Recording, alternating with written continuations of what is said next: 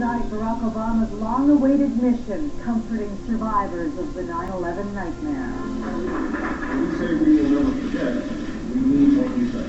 The mixed emotions of a monumental day at Ground Zero. We've been heartbroken for 10 years. And some surprising new details about the killing of Osama bin Laden. Calling in the troops. They're working fast, they are so generous. Soldiers help fight a force of nature in southern Quebec. And this is what it looks like when hope floats. It was going to be destroyed. We had to do whatever it was going to take. A new calling for an old church. They're recycling a fabulous piece of history.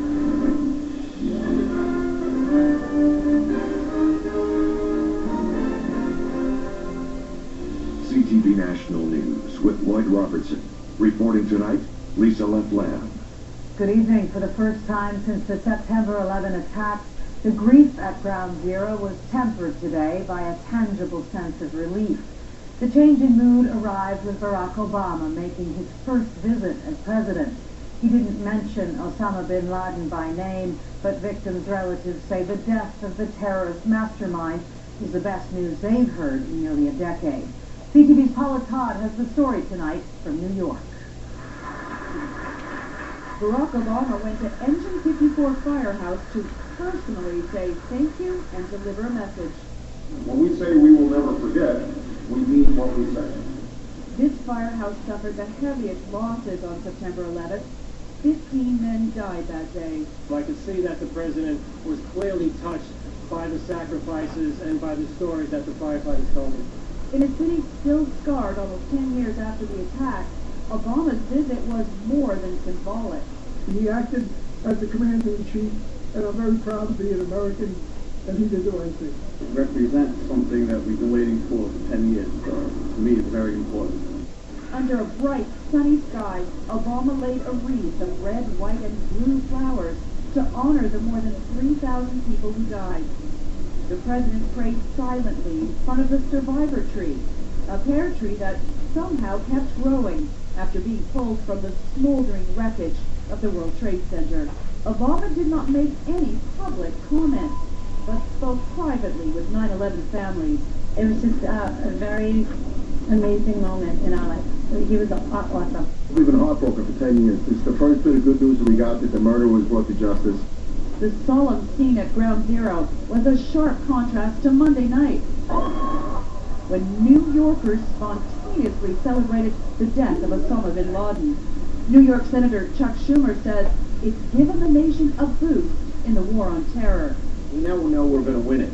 So we feel good about all of that, but there's a hole in New York's heart. Obama left New York as he arrived to cheering crowds. Obama's visit was more than a public relations victory.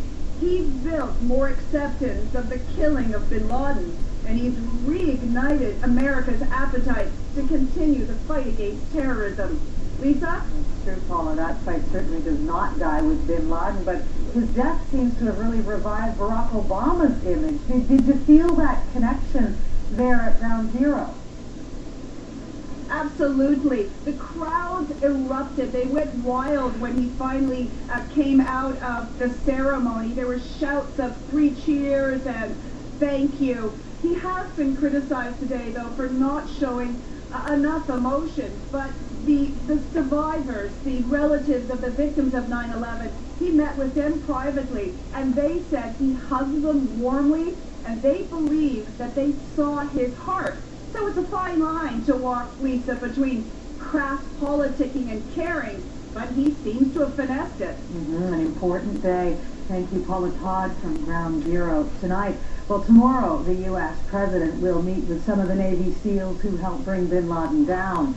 Tonight, we have fascinating new details about what really happened during that raid, but it's a story that just keeps changing. With CTV's Washington Bureau Chief Paul Workman with what we know now. The White House version of what happened in bin Laden's secret hideout went like this. Spokesman Jay Carney. The resistance was consistent from the moment they landed till the end of the operation. And from CIA Director Leon Panetta. There were some firefights that were going on as these guys were making their way up the staircase in that compound. Other U.S. officials now say there was no sustained firefight.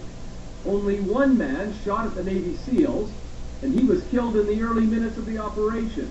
Some of it in the very early reports probably weren't exactly accurate, but it doesn't trouble me. That's just kind of the fog of war, and that's just the way things work. NBC News is now reporting that bin Laden's son was killed on a stairway.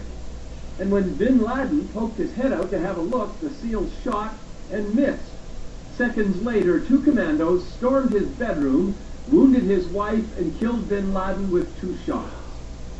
We're also learning more about the helicopter that had mechanical problems and had to be left behind, but only after the commando team blew it up. And why was that? Because military analysts believe the SEALs were using something rumored but never seen before, a stealth Black Hawk helicopter.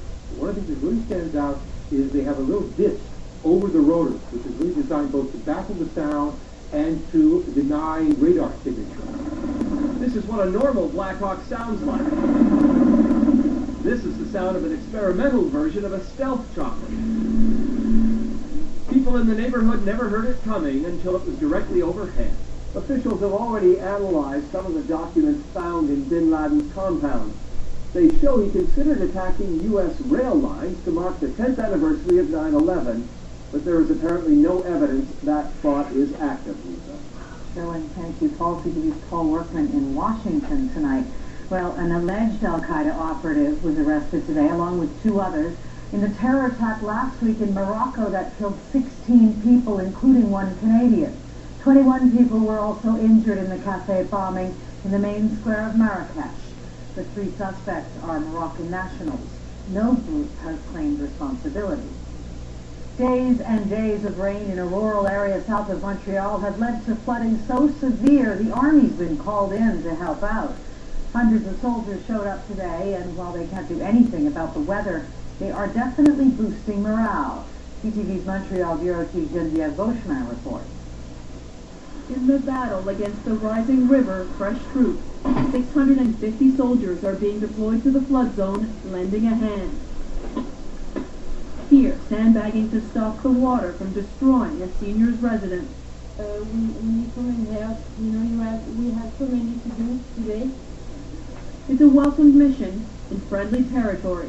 It's really different from Afghanistan, and it's really fun to be able to help people in our province, in our country. And Premier Jean Charest asked for the Army's help after what he says are the worst floods since the devastating torrents in the Saguenay region in 1996. Yeah, I would have loved to have been able to say that these floods are going to recede, but now the water's actually going up.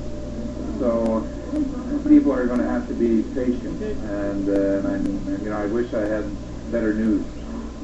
In some areas, the Richelieu River overflowed its banks back on April 23rd. Since the water has crept into more and more homes and businesses, and with no drinking water, no bathroom facilities, more and more are being evacuated.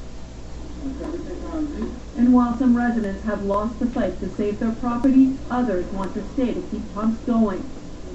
But they are battle-weary. Many wish boots had hit the ground sooner, that the Army had been deployed days ago. But they welcome the extra hand.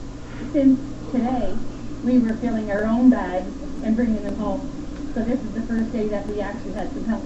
In some areas, rain is expected right through until Saturday, and so there's plenty of sandbagging, plenty of work left for the soldiers to do. And once the river recedes, it will leave behind the damage, the lost homes, and the next battle, the massive cleanup operation, will begin. Geneviève Vauchemin, CTV News, Saint-Blaise-sur-Richelieu, Quebec. People in Manitoba are still fighting back floodwaters. Rising water levels are threatening homes along the Assiniboine River west of Winnipeg, where homeowners are busy reinforcing dikes or building new ones. And in New Brunswick, the St. John River has filled its banks in low-lying areas. People in some parts were warned today they may have to leave if the situation gets any worse. Cleanup crews are facing an enormous job in northern Alberta, mopping up after one of the largest oil spills in Canadian history. A crack was discovered last Friday in the Rainbow Pipeline near Peace River, about 500 kilometers north of Edmonton. Nearly 5 million liters of oil spilled from the ruptured pipeline. That's enough to fill 2 Olympic-sized swimming pools. Officials say the leak is contained, but people living nearby are skeptical. CTV's Janet Durst has more. In northern Alberta, this once pristine wilderness is now soaked with oil. 28,000 barrels of crude leak from a pipeline forming a slick 800 meters long. It's in the water and several meters deep into the ground. Those who live near the spill are worried. I still have a headache, like it comes and goes. In Little Buffalo, 12 kilometers from the leak, the local school remains closed after reports children were sick, nauseous, disoriented. Veronica Okamo says her 6-year-old has been asking questions. Asked me why his legs were hurting, and he asked me if it's because of the oil. The company, Plains Midstream Canada, concedes there is an odor, but insists it cannot find evidence that it's making people ill. The monitors at the site have detected no hydrocarbon levels above Alberta ambient air quality guidelines. First Nations leaders are not so convinced. Ground's still frozen, I think the effects of it, we won't see probably till after the cleanup and beyond. And the chiefs worry the pipeline, built 44 years ago, is simply too old. Is this a disaster, a first one of many? Who knows? Plains Midstream Canada says it regrets any adverse effects from the leak. So far, 6 beavers and 10 ducks have perished. I think it is a wake-up call, and I think it highlights the cost. We can't afford to continue to pollute our rivers. As the cleanup continues, Alberta's Premier has some strong words for the company. We're going to hold their feet to the fire to make sure that they're there, and they will have to pay all of the costs. An investigation is ongoing, but credit has already been given to a beaver dam for helping to contain the spill and preventing it from spreading further. Janet Durst, CTV News, Calgary. Time for a short break, but when we come back, Michael Ignatieff. He lost his seat, but he's found a chair. That's coming up.